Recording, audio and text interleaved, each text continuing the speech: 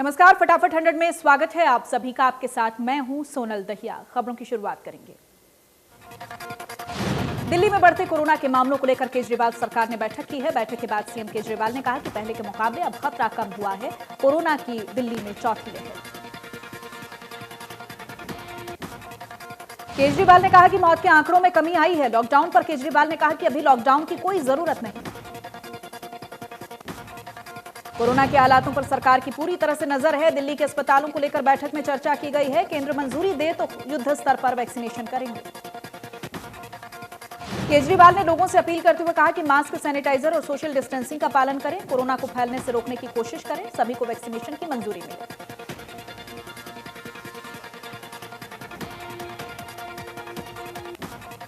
देश भर में कोरोना वायरस महामारी के मामलों में लगातार बढ़ोतरी हो रही है। 24 घंटे में 81,000 से ज्यादा नए केस मिले हैं। 468 मरीजों की जान चली गई। 50,000 से ज्यादा मरीज रिकवर हुए हैं। महाराष्ट्र में हालात सबसे ज्यादा खराब है। महाराष्ट्र में 24 घंटे में 43,000 से ज्यादा नए केस मिले हैं। 249 मरीजों ने दम तोड़ दिया। 32,000 से ज्यादा मरीज ठीक भी हुए हैं। प्रदेश में 24 घंटे में कोरोना के 1600 से ज्यादा मरीज मिले हैं। 9 मरीजों ने दम तोड़ दिया। एक्टिव केस 10,000 से ज्यादा हैं। सबसे ज्यादा केस गुरुग्राम और फरीदाबाद से मिले हैं। कृषि मंत्री जेपी दलाल ने भिवानी के सिविल अस्पताल में कोरोना वैक्सीन लगवाई है और लोगों से वैक्सीन लगवाने की अपील की है। इस दौरान उपायुक्त भी मौजूद रहे। कृषि मंत्री जेपी दलाल ने कहा, कोरोना दोबारा से अपने पैर पसार रहा है। पीएम मोदी का लक्ष्य है कि विश्व में सबसे पहले भारत कोरोना फ्री हो। दुनिया में संदेश जाए कि हमारा हेल्थ सिस्टम सबसे बेहतर है। साथ ही उन्होंने आम जन से कोरोना वैक्सीन लगवाने, मास्क पहनने और हर तरह की सावधानी बरतने की अपील की। दलाल ने कहा कि सभी लोग सावधानी बरतेंगे और वैक्सीन लगवाएंगे तभी हम कोरोना से जीत सकते हैं। निश्चित तौर पर जिस तरह से कोरोना संक्रमण बढ़ रहा है वो एक बार फिर से खतरे की घंटी है। हालांकि भिवानी में दूसरे जिलों की बजाय राहत है, लेकिन फिर भी जागरूक रहने और सावधानी बरतने की जरूरत है। कृषि मंत्री जेपी दलाल ने कहा है कि सरकार किसानों की हितैषी है। किसानों की फसलों का एक एक दाना खरीदा जाएगा। जेपी दलाल ने कहा, कई गांवों का दौरा किया गया है। नारनौल से जेजेपी विधायक रामकुमार गौतम को खराब सेहत के चलते गुरुग्राम के मेदांता हॉस्पिटल में भर्ती करवाया गया। उनके फेफड़ों में इंजेक्शन की शिकायत है, जिसके चलते सांस लेने में परेशानी हो रही है। रामकुमार गौतम के बेटे रजत गौतम के मुताबिक वो पिछले 3 से 4 दिनों से कमजोरी महसूस कर रहे हैं। इसके चलते जांच करवाई गई। टाइफाइड की पुष्टि हुई है। फेफड़ों में इंफेक्शन फैल गया था। इससे पहले रामकुमार गौतम के करवाए गए कोरोना टेस्ट की रिपोर्ट नेगेटिव आई है। गुरुवार को उनकी हालत और बिगड़ गई है। इसके चलते उनको मेदांता हॉस्पिटल में भर्ती करवाया गया है। कांग्रेस महासचिव प्रियंका गांधी वाड्रा के पति रॉबर्ट वाड्रा कोरोना पॉजिटिव हो गए हैं। इसकी वजह से प्रियंका ने अपनी असम यात्रा को रद्द कर दिया है। वीडियो शेयर करते हुए प्रियंका ने कहा कि हाल ही में कोरोना संक्रमण के संपर्क में आने के चलते मुझे अपना असम दौरा रद्द करना पड़ रहा है। कांग्रेस महासचिव प्रियंका गांधी वाड्रा ने कहा, डॉक्टर्स की सलाह पर मैं अगले कुछ दिनों तक आइसोलेशन में रहूंगी। इस असुविधा के लिए मैं आप सभी से क्षमा प्रार्थी हूं। मैं कांग्रेस विजय की प्रार्थना करती हूं। चरखी दादरी में अब कोरोना को लेकर प्रशासन सख्त हो गया है। बढ़ते प्रकोप को देखते हुए परिवहन विभाग ने बिना मास्क बसों में यात्रा नहीं किए जाने के लिए एडवाइजरी जारी की। जीएम ने कहा कि बसेस में बैठने वाले मास्क लगाकर बैठें, नहीं तो एडवाइजरी के मुताबिक चालान भी काटा जा सकता है। कोरोना के बढ़ते केस को लेकर यह कदम उठाया गया है। करनाल में फिर से कोरोना का बम फूटा है। 214 नए पॉजिटिव मामले सामने आए हैं। स्वास्थ्य विभाग की टीमें सभी मरीजों की ट्रैवल हिस्ट्री जानने में जुटी है। जिले में 1,453 एक्टिव केस हैं। 172 मरीजों की अभी तक कोरोना से मौत हो चुकी है। 13,000 से ज्यादा मरीज ठीक होकर अपने घर चले गए हैं। भिवानी में पुलिस ने सोशल मीडिया अकाउंट पर भड़काऊ भाषण देने के मामले में एक आरोपी को गिरफ्तार किया है। कई दिनों से फेसबुक पर लाइव आकर भड़काऊ भाषण दे रहा था। भिवानी में मार्कशीट का फर्जीवाड़ा सामने आया। 187 युवकों ने जज के फर्जी आदेश लेकर हरियाणा विद्यालय शिक्षा बोर्ड में अपनी मार्कशीट बदलवा दी। पानीपत कोर्ट के जज के आदेशों से युवकों ने मार्कशीट बदलवाई है। ऑनलाइन वेरिफिकेशन हुआ तो मामले का भंडाफोड़ हुआ। जिस जज के आदेश थे उनका कई दिन पहले पानीपत ट्रांसफर हो चुका था। सेना भर्ती और बाकी नौकरियों के लिए आयु कम करवाने के लिए ये पूरा खेल रचा गया है। सभी 187 छात्रों का परिणाम रद्द कर दिया गया है। बोर्ड ने आरोपियों के खिलाफ एफआईआर दर्ज करवाई है। लोहारू के ओबरा गांव में 25 वर्षीय टीचर के अपहरण मामले में खुलासा हुआ है। पुलिस ने युवती को रेवाड़ी से बरामद कर लिया है और कोर्ट में उसके बयान दर्ज करवाए गए हैं। डीएसपी ने बताया कि जांच में पाया गया है कि युवती का अपहरण नहीं हुआ, बल्कि वो अपनी मर्जी से जयपुर गई थी और उसके बाद वो दिल्ली की बस में सवार होकर धारूहेड़ा पहुंची थी। टीचर स्कूल में पढ़ाने के बाद लापता हो गए। परिजनों को एक कार से युवती का दुपट्टा मिला था, जिसके बाद पिता ने थाने में अपहरण का केस दर्ज करवाया था। पंचकुला में राजीव कॉलोनी के लोगों ने सेक्टर 16 पुलिस चौकी का घेराव किया। आरोप लगाया गया पुलिस ने कॉलोनी के युवक को गांजे के केस में झूठा फंसा दिया। युवक के परिजनों ने आरोप लगाया कि रंजिश के तहत उसके भाई को फंसाया गया है। कुछ युवक उनके घर आए और जिसके चलते पुलिस ने युवक को दबोच लिया। चौकी प्रभारी का कहना है कि राजीव कॉलोनी पुल के पास चेकिंग के लिए नाका लगाया गया। इसी दौरान युवक पुलिस को देखकर कॉलोनी में चला गया। जब शक होने पर तलाशी ली गई तो गांजा बरामद हुआ है। डिप्टी सीएम दुष्यंत चौटाला ने गुरुग्राम फरीदाबाद सड़क पर नए फ्लाईओवर को जनता को समर्पित किया है। कहा है कि कोरोना के दौरान भी विभाग ने रिकॉर्ड कम किया है और नियमित समय पर इसे जनता के लिए उपलब्ध करवाया है। दुष्यंत चौटाला ने अधिकारियों की तारीफ की है। कहा है कि मुख्य जंक्शन स्टॉप फ्री बना है। 2 जंक्शन और तैयार होने हैं जो एनएचआई के साथ मिलकर लेकर आएंगे। पलवल में नेशनल हाईवे 19 पर ट्रक की टक्कर से कार कई फुट उछलने के बाद डिवाइडर को पार कर सड़क से दूसरी ओर जा गिरी। हादसे में कार सवार दंपति का बाल भी बांका नहीं हुआ। मथुरा से फरीदाबाद की और कार में सवार होकर जा रहे दंपति की गाड़ी को पीछे से कैंटर ने टक्कर मार दी। मौके पर मौजूद लोगों ने दंपति को कार से बाहर निकाल दिया। श्रीनगर में हुई 5वीं सब जूनियर पेंसिल सलात नेशनल चैंपियनशिप में भिवानी के खिलाड़ियों ने गोल्ड सहित 4 पदक जीतकर जिले का नाम रोशन किया है। भिवानी पहुंचने पर खिलाड़ियों का फूल मालाओं से स्वागत किया गया। लोगों ने जश्न मनाकर उनका हौसला बढ़ाया है। कोच ने बताया कि प्रतियोगिता में पूरे देश से लगभग 1400 खिलाड़ियों ने हिस्सा लिया था। चरखी दादरी में तेज रफ्तार बाइक दुर्घटनाग्रस्त हो गई। बाइक सवार 2 युवकों की मौत हो गई है। गांव झिंझर सांवड़ रोड पर हादसा हुआ है। बाइक सवार दोनों युवक गांव झिंझर गांव में आए और किसी काम से वो वहां पर गए थे। सूचना पर पुलिस ने मौके पर पहुंचकर शवों को सिविल अस्पताल पहुंचाया है। चरखी दादरी में वाल्मीकि पार्क को तोड़कर उसकी जगह पर दुकान बनाने का मामला तूल पकड़ रहा है। लोगों ने वाल्मीकि पार्क में इकट्ठा होकर सरकार और प्रशासन के खिलाफ जमकर नारेबाजी की। लोगों ने कहा कि पार्क में बच्चे खेलते हैं और पार्क को तोड़कर उसकी जगह पर दुकान बनाने का काम जो नगर परिषद कर रही है वो गलत है। वो किसी भी हालत में पार्क को टूटने नहीं देंगे। फरीदाबाद में सूरजकुंड इलाके में गांव खोरी की जमीन पर बने अवैध मकानों को नगर निगम ने तोड़ा है। सुप्रीम कोर्ट के आदेश के बाद नगर निगम ने यह कार्रवाई की है। कुछ बिल्डर्स ने नगर निगम और वन विभाग की जमीन पर अवैध रूप से प्लॉट काटकर लोगों को बेच दिया था और कई सालों से लोग मकान बनाकर रह रहे थे, लेकिन मामला सुप्रीम कोर्ट में जाने के बाद इन्हें खाली करवाने के आदेश दे दिए गए हैं। गेहूं की खरीद के लिए शुरू किए गए सिस्टम से किसान और आढ़ती दोनों परेशान हैं। किसानों का कहना है कि पोर्टल पर रजिस्टर्ड करने के बाद उन्हें संदेश भेजे जा रहे हैं, गेहूं मंडी में लेकर आओ, जबकि उनकी फसल अभी कटने लायक नहीं। आढ़तियों और किसानों का कहना है कि नया पोर्टल सिस्टम सही नहीं है। किसान ऐसे में जिनके पास मोबाइल नहीं है और कई किसानों को मोबाइल चलाना भी नहीं आता है, जिसके चलते परेशानियों का सामना करना पड़ रहा है। पानीपत के जलालपुर फसगांव के पास सरपंच के बेटे ने खुद को गोली मारकर आत्महत्या कर ली है। आत्महत्या के कारणों का भी पता नहीं लग पाया है। बल्लभगढ़ वार्ड नंबर 35 के पार्षद कपिल जागर की मारपीट का वीडियो इन दिनों तेजी से वायरल हो रहा है। दरअसल बीजेपी पार्षद ने होटल में काम करने वाले कर्मचारी के साथ मारपीट की है। होटल के मैनेजर ने बताया कि वार्ड नंबर 35 के पार्षद उनके साथ आए दिन दबंगई करते हैं और होटल को बंद करवाने की धमकी देते हैं। इस संबंध में बिल्डिंग मालिक और होटल मालिक दोनों ही पक्ष अपने सभी दस्तावेजों के साथ चावला कॉलोनी स्थित पुलिस के साथ गुहार लगाने के लिए पहुंचे। अंबाला का गांव मानकपुर आज भी सरकारी सुविधाओं से वंचित है।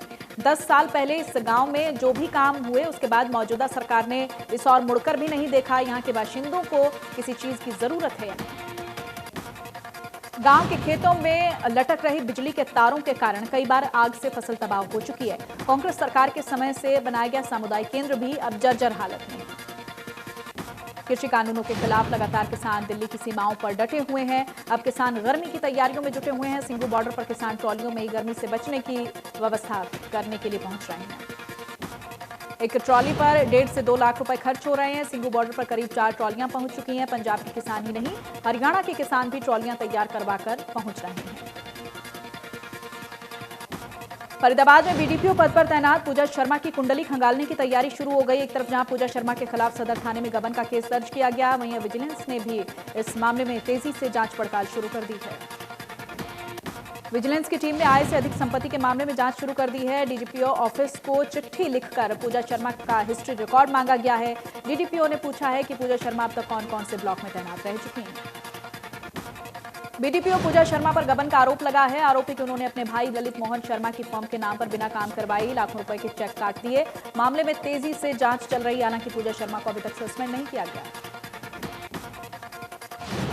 फरीदाबाद के गांव ककड़ीपुर में पट्टे की जमीन के पैसे जमा न करवाने के मामले में बीडीपीओ सख्त हुए हैं। जिला उपायुक्त को पत्र लिखकर 2 पट्टेदारों की प्रॉपर्टी अटैच करने की बीडीपीओ ने सिफारिश की है। करीब 4 लाख की बकाया राशि 2 साल तक जमा करवाने के मामले में कार्रवाई की गई। पट्टेदारों को 3 बार नोटिस दिए जाने के बाद भी अभी तक राशि जमा नहीं की गई थी। पलवल के औद्योगिक प्रशिक्षण संस्थान में स्वरोजगार मेले का आयोजन किया गया। छात्रों को सरकार की ओर से चलाई जा रही योजनाओं और सेवाओं के बारे में जानकारी दी गई है। संस्थान के प्रिंसिपल ने बताया कि स्वरोजगार स्थापित करने के लिए बैंकों से ऋण दिलवाया जाएगा। जो छात्र स्वरोजगार के लिए कोशिश कर रहे हैं उन्हें इससे मदद मिलेगी। करनाल के कलंदरी गेट पर युवक की हत्या मामले में 2 आरोपी गिरफ्तार हुए हैं। होली वाले दिन 5 बदमाशों ने युवक के घर में घुसकर हमला कर दिया था। युवक की मौत हो गई थी। यमुनानगर के गांव कल्याणपुर में सीआरपीएफ शहीद जवान को पूरे सम्मान के साथ विदाई दी गई है। सीआरपीएफ के जवानों और प्रशासन ने राजकीय सम्मान के साथ शहीद को श्रद्धांजलि दी है। पानीपत में इवनिंग वॉक पर निकले सुप्रीति हॉस्पिटल के डॉक्टर संदिग्ध हालत में गायब हो गए। मामले को लेकर जिले के तमाम डॉक्टर एसपी से मिले हैं। जीटी रोड पर ढाबे के पास डॉक्टर की साइकिल मिली है। मोबाइल फोन ट्रक ड्राइवर के पास मिला है। एसपी ने डॉक्टर की तलाश के लिए पुलिस की टीमें गठित की हैं। सिक्योरिटी अमाउंट को लेकर आए दिन नए नियम के विरोध में बिजली घर के किसानों ने धरना प्रदर्शन किया है और सरकार बिजली निगम के खिलाफ नारेबाजी की है। किसानों की मांग है कि नए नियम को वापस लिया जाए। अगर ऐसा नहीं होता है तो अनिश्चितकाल के लिए धरना देंगे। बिल भी नहीं भरेंगे। बिल हर महीने दिया जाए। गुरुग्राम में जिला बैडमिंटन प्रतियोगिता का आयोजन हुआ है। जिला उपायुक्त ने 3 दिवसीय प्रतियोगिता का शुभारंभ किया है। प्रतियोगिता में करीब 500 से ज्यादा मैच खेले जाएंगे। जिला उपायुक्त ने कहा कि प्रतियोगिता का मुख्य उद्देश्य यही है कि खिलाड़ियों को मौका मिल सके और अपने खेल को बेहतर करने के साथ साथ वो खेल की प्रतिभा को दिखा सके। झज्जर के गांव कोट में छप्पर में आग लग गई। आग की चपेट में आने से बुजुर्ग व्यक्ति की मौत हो गई। पुलिस मामले की जांच में जुटी है। मृतक के परिजनों ने इसे जमीनी विवाद को लेकर की गई साजिश बताया है। पड़ोस के ही परिवार को जिम्मेदार ठहराते हुए पुलिस से कार्रवाई करने की मांग की है। झज्जर में चोरी की घटना को लेकर दुकानदारों ने पुराना बस स्टैंड मार्ग पर जाम लगा दिया। कुछ देर के लिए लोगों को परेशानी हुई। दुकानदारों ने प्रशासन के खिलाफ नारेबाजी की। पुलिस ने दुकानदारों को समझाकर जाम खुलवाने की कोशिश की है। डीएसपी ने दुकानदारों को बाजार में रात भर गश्त लगाने और चोरी की वारदात को जल्दी पता लगाकर आरोपियों को पकड़ने का आश्वासन दिया है। यमुनानगर में विधायक घनश्याम दास अरोड़ा ने प्रधानमंत्री जन औषधि सेंटर का उद्घाटन किया। इस दौरान सभी रास्तों पर पुलिस फोर्स तैनात की गई। उद्घाटन स्थल से कुछ दूरी पर बैरिकेडिंग करके रोके गए किसानों ने काले झंडे लेकर सरकार विरोधी नारे लगाए हैं। बिलों को वापस लिए जाने की मांग की। सोना में विद्युत विभाग का सरकारी विभाग पर 1.5 करोड़ से ज्यादा का बिल बकाया है, जिसके लिए विद्युत विभाग लगातार विभागों को नोटिस दे रहा है। इन विभागों में स्वास्थ्य विभाग, पब्लिक हेल्थ और शिक्षा विभाग शामिल है। जल्द इन विभागों पर कार्रवाई की जाएगी। विधानसभा अध्यक्ष ज्ञानचंद गुप्ता ने पंचकुला सेक्टर 3 में ताऊ देवीलाल स्टेडियम में बैडमिंटन चैंपियनशिप का उद्घाटन किया। चैंपियनशिप 4 अप्रैल तक चलेगी। कार्यक्रम के दौरान विधानसभा अध्यक्ष ने बैडमिंटन खेला। खेलों में शरीर स्वस्थ रहता है। सरकार खेलों को बढ़ावा देने के लिए हर संभव कोशिश कर रही है। नूंह में अतिरिक्त उपायुक्त ने बताया कि जिले में परिवार पहचान पत्र को लेकर पारिवारिक इनकम वेरिफिकेशन का काम किया जा रहा है। अतिरिक्त उपायुक्त ने लोगों से अपील की वेरिफिकेशन के काम में लगी टीमों को सहयोग करें, सही जानकारी दें। भवानीखेड़ा में नपा के ठेके पर लगे पूर्व सफाई कर्मचारियों ने हरियाणा जागृति मोर्चा के साथ मिलकर तहसील परिसर में सरकार के खिलाफ नारेबाजी की है और नायब तहसीलदार को ज्ञापन सौंपा है। नायब तहसीलदार ने समस्या के समाधान का सफाई कर्मचारियों को आश्वासन दिया। कर्मचारियों ने मांग की कि उन्हें नियमित कर पेरोल पर रखा जाए और कोरोना काल का बकाया वेतन उनको दिया जाए। बल्लभगढ़ में गेहूं की खरीद को लेकर सरकार के सभी दावे फेल नजर आए। किसानों के पास अभी तक एसएमएस नहीं पहुंचे हैं। एसएमएस नहीं पहुंचने पर आढ़ती उनकी फसल को नहीं खरीदेंगे। किसानों का कहना है कि सरकार की इस नई व्यवस्था से उन्हें डबल खर्च करना पड़ेगा। पहली फसल इस बार कम हुई है और अब नई नीति से उन पर खर्च का बोझ बढ़ गया। कांग्रेस प्रदेश अध्यक्षा कुमारी सैलजा ने एक बार फिर से बीजेपी पर पलटवार किया और कहा कि सरकार में लोकतंत्र की आवाज बंद करने का प्रयास किया जाता है। सैलजा ने कहा कि पंजाब में बीजेपी विधायक पर हमला हुआ। शुक्र इस बात का है कि बीजेपी के नेताओं ने इसके लिए नेहरू को जिम्मेदार नहीं ठहराया। कैथल के बसराज नगर में सेक्स रैकेट का भंडाफोड़ हुआ है। एक घर में छापेमारी कर 8 महिलाओं समेत कुल 12 लोगों को गिरफ्तार किया गया है। पुलिस को शिकायतें मिल रही थी कि बलराज नगर में एक घर के अंदर वैश्यवृत्ति का अड्डा चल रहा है। कुछ लोगों ने इसकी शिकायत पहले भी थाने में दी थी। करनाल के कलंदरी गेट में युवक की हत्या मामले में 2 आरोपियों को गिरफ्तार किया गया। गौरतलब है कि होली वाले दिन 5 बदमाशों ने घर में घुसकर 2 भाइयों पर तेजधार हथियार और लाठी डंडों से हमला किया। हमले में सरोज कुमार नामक 23 वर्षीय युवक की मौत हो गई। उसका भाई गंभीर रूप से घायल हो गया था। इलाज अस्पताल में चल रहा है। गुरुग्राम के सेक्टर 50 में किसान मंडी में भीषण आग लग गई। शॉर्ट सर्किट से आग लगी है। आग पर काबू पा लिया गया है। करनाल में 2 ट्रॉली किसानों के अनाज मंडी में आई, लेकिन उनके पास प्रशासन की तरफ से कोई मैसेज नहीं आया, जिसके चलते मंडी में गेहूं नहीं उतारा गया। किसानों की परेशानी की सूचना मिलते ही मंडी में भारतीय किसान यूनियन के नेता पहुंचे। गेहूं की ट्रॉली को लेकर अनाज मंडी में बने मार्केट कमेटी के दफ्तर में पहुंचे। झज्जर जिले की स्वास्थ्य विभाग की टीम ने लिंग जांच गिरोह का भंडाफोड़ किया है। गिरोह के तार यूपी से जुड़े हुए हैं, जो कि गर्भवती महिलाओं के गर्भ में पल रहे बच्चे के लिंग जांच के एवज में मोटी रकम लेकर करवाते। टीम की सजगता से गिरोह के 2 दलाल मौके से गिरफ्तार किए गए हैं। लिंग जांच की जा रही है। चरखी दादरी के गांव जिंजर सामड़ रोड पर बाइक सवार 2 दोस्तों की सड़क हादसे में मौत हो गई। अज्ञात वाहन ने बाइक को टक्कर मारी, जिसके कारण बाइक सवार नाले में जा गिरा। सुबह दौड़ की तैयारी कर रहे युवकों ने दुर्घटनाग्रस्त बाइक देखी। इसकी सूचना पुलिस को दी। पुलिस ने मौके पर पहुंचकर दोनों के शव कब्जे में लेकर पोस्टमार्टम के लिए भेजे। पानीपत में बदमाशों का आतंक लगातार जारी। बबैल रोड स्थित प्रजापति चौक पर बदमाशों ने युवक को गोलियों से भून डाला। यमुनानगर के तेजवी निवासी 12 वर्षीय वंश पिछले 9 सालों से मस्कुलर डिस्ट्रॉफी बीमारी से जूझ रहा है, जिसके चलते शरीर, हाथ, पांव ठीक से काम नहीं करते हैं। वंश के माता पिता का कहना है उनके बेटे के इलाज के लिए जो इंजेक्शन लगवाना है उसकी कीमत 16 करोड़ है। इंजेक्शन भारत में उपलब्ध नहीं है।